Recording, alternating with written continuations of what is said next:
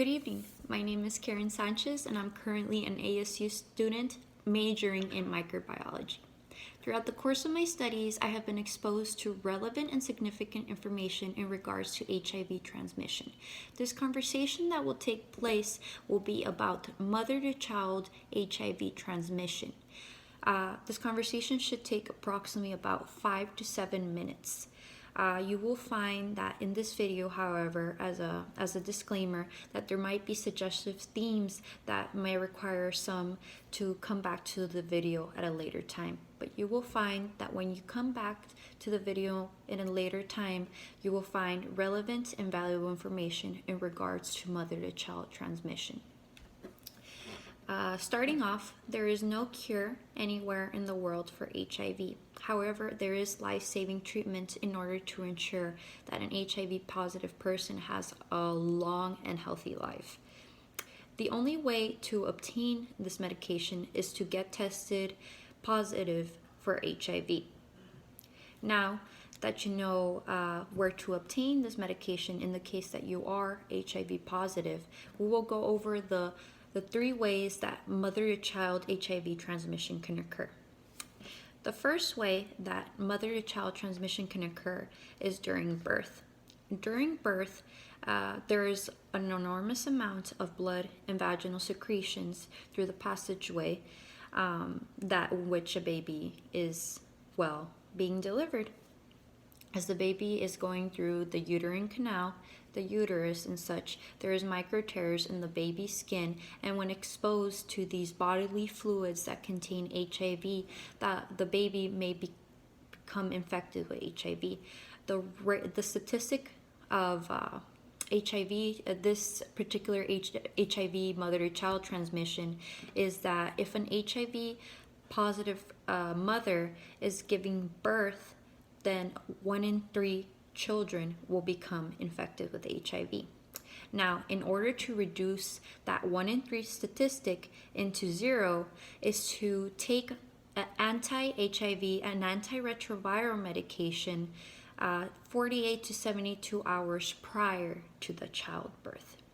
And in order to obtain that medication, you must get tested, know your status, so that you can obtain this medication to protect yourself and your baby from HIV. The second way that mother-to-child transmission can occur is through breast milk.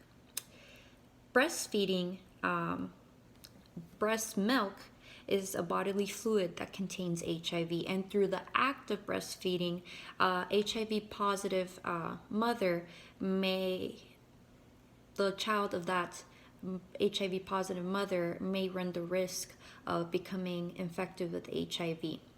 Now, in order to prevent and completely block off this process so that a mother may continue on breastfeeding their child, is to take medication. And by taking this antiretroviral medication, you block off the process and you protect your baby from becoming infected with the HIV.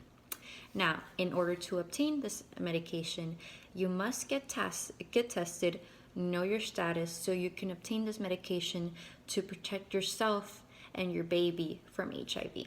The third way that HIV and mother-to-child transmission can occur is rare, but it is possible. The third way that a baby can become HIV positive is in the womb.